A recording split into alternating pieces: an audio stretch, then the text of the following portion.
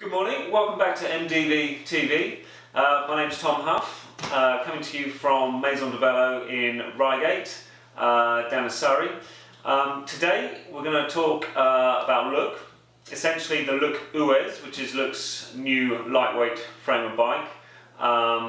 We've got an example here, but to take us through it is actually Terry from Look. Hello Terry. Hi, how you doing? Very good, thanks, very good.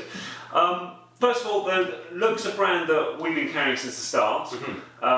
We've always loved it because of its history, the artwork that's used with it, and just the brand in general always screams French cycling, which is essentially what our bike shop's about.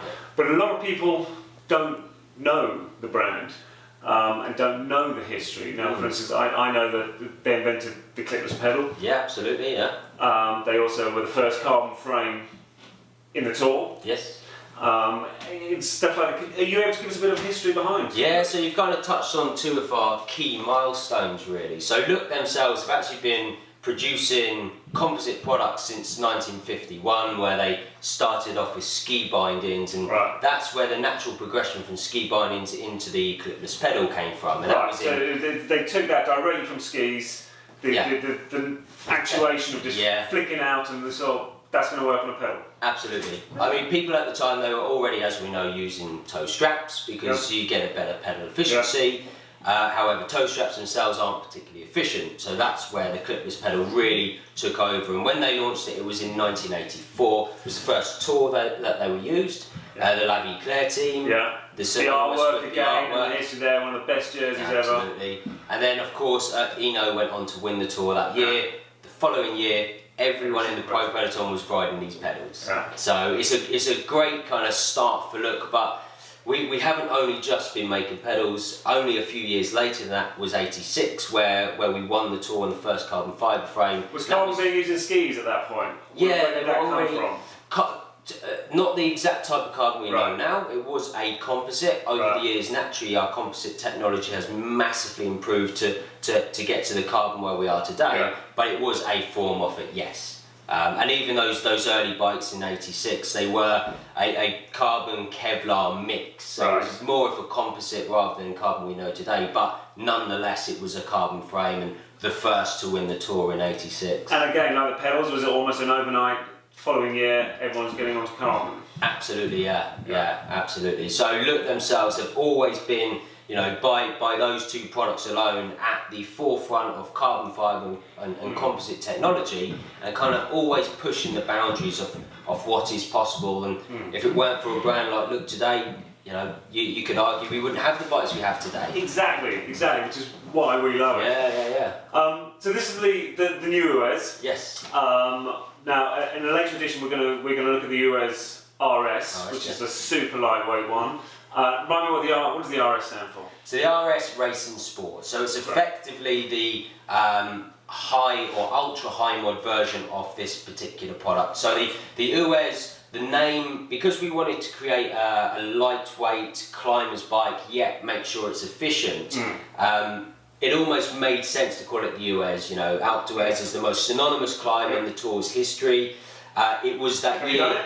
Yes. Yeah. Not in a particularly fast time. None of us ever have. I know, but incredibly synonymous. And you know, if you remember that year that Greg LeMond won the Tour on his carbon Look, where him and Eno won the stage hand in hand. You know, that was 30 years ago last year, I believe, if I'm thinking correctly, if it's 86, 87. So naming this product after that, we're steeped in the heritage of that climb, thanks to those days with the La Vie Claire team. And it's a lightweight climber's bike, so it works perfectly. Well, that was going to be my next question. Who is this aimed at? Because you've done a lot of aero work recently. The same as the whole industry's gone for aero. I've had an aero bike recently. I've actually just switched it out back to a climber's bike. But with aero wheels, which is like an oxymoron, but I love the look of aero wheels. I think they look really good, and I always think your bike's got to look cool, number one, and then worry about the technology later. But other people are reversed.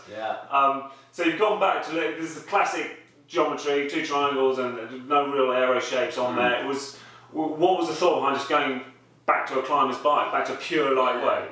Well, a couple of things really. So one of them is demand. We're certainly seeing a sway, as we do in the cycle industry, for different different types of bikes. You mentioned the aero there. We've gone through a kind of a period where aero's really been the key focus and everyone's been interested. We're starting to see a swing back towards that more traditional bike design, you know, nice simplistic, sleek, clean lines. Yet with this product, although it ticks those boxes, it's not traditional underneath the paintwork. It's very much, as Look always have been, pushing the boundaries of innovation.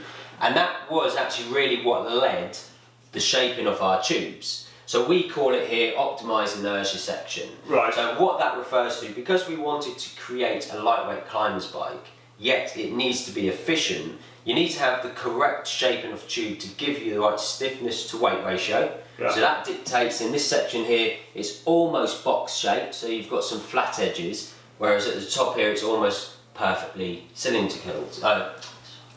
Perfectly round. I know what it's, Terry. Don't tell me. I didn't know any of that. Earlier you talked about high modulus, high mod. That is something that, you know, I also know about naturally, but maybe some of the viewers don't. Can you go into that a bit? Because there's different levels of carbon that are used in different areas of the bike. And it's actually not just one carbon that comes out of a factory. There are different price points of carbon. For sure. You could make an amazing bike, but it'll end up costing you 50 grand. You know, the perfect carbon in the world. And that's not going to, well, actually probably would sell. Probably. To someone. But you've got to make it commercial. So what are the different levels of carbon and what are we getting? So this is high mod, and then the Huez RS is ultra high mod. What are the differences? So what we're saying there, and for any bike manufacturer to claim their bike would be 100% high mod or ultra high mod wouldn't be true. Right. Because for the same reasons you've literally just said. So to get to an ultra high mod, the benefits of an ultra or even a high mod carbon fibre is its stiffness to weight ratio. So it's insanely stiff, really, really light, but on its own it would be very brittle. So you'd be left with a product which, yes, it's very light, yes, it's very responsive, but it wouldn't be particularly comfortable. Which is why we've got a mixture in this model of 4 different types of fibres. We're only using the high mod fibres in strategic areas to get those stiffness benefits. Right. So reduce the overall weight. So areas like your bottom bracket, up the front end, where you really want that responsiveness, you want that stiffness. Whereas in areas such as here, we actually have quite basic fibres in the grand scheme of things. So known as 12-ton force fibres and 24-ton force fibres. And that basically means the lower the ton force, the more compliant they are. Right, so that's how we. Or is that just to, you know, is that part of commercial price? Comfort, no, absolutely. It's all about the performance of the product rather than trying to hit a price point. So by using those particular types of fibres, as well as building in compliance, you're also building in stability. Because we're now in the realms of lightweight climbers bikes.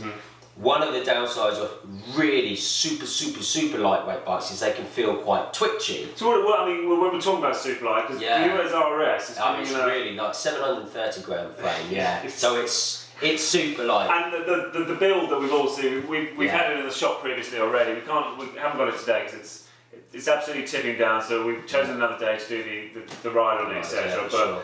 It's coming in a 5.9. 5.9 for the whole build. So that's unbelievable. So I was interrupting you about the stability there. So even that bike at 5.9 has got the stability of something with the more commonplace. We have, so with this model we have 4 fibres. With the introduction of ultra high mod, that makes us 5 fibres on the RS version, but it still has those same heavier fibres in that section there and in the because they need it. Because you want that stability. Right. You want that all day comfort. It's almost a different material. It's almost got a different function for different areas. Completely. So if you were to look at the scale of ton force, starting at 12 up to 90, 90 being your ultra high mod, which we use on the RS.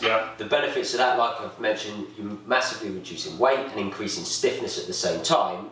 But you want to limit how much you use. So we use only 10% of that frame uses ultra high mod. You then have 14% of it is high mod. The rest of it is a mixture of intermediate, high resistance, those lower ton force fibres. Because that's what's going to build in the durability, stability and ultimately comfort. You know, if you're spending the kind of money on these bikes as you would be, if it's not particularly comfortable, you're not going to particularly enjoy riding it. Don't care, Terry, I want to be fast. I couldn't care less.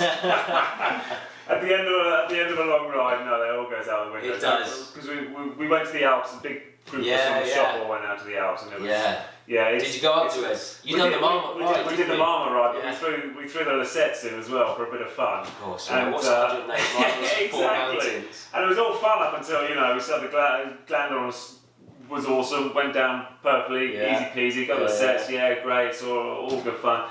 Then fatigue started to come in. You just think, I wish this bike was comfier. I wish this bike was comfier. So up to 2, maybe 3 hour rides, then comfort's maybe not an important factor for some. Right. For a lot of people it would be, but for some, it's like you said, you want that wow factor, that snap, that excitement, that speed. Past 3 hours though, if you are doing the Marmot or you're doing sportives across the UK, the Dragon Ride is a great example of a long day in the saddle. You need comfort, otherwise that fatigue really does have a massive effect on being able to even finish the ride, let alone enjoying the ride. The head game, as soon as you lose the head game, if you're feeling tired and you're like, I can't do this anymore, and that's all coming from how you Exactly. So we could have quite easily actually made our RS bike lighter than we have, but we didn't want to compromise on those ride characteristics that people now come to expect with the Look branding.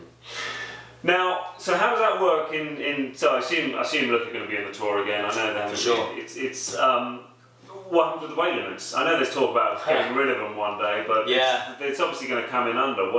How is that made up to the normal weight limit? What do they do? I don't know, it would be the same with every team, so there are other bikes out there who will also come in under the limit, so I don't really know the secrets they use.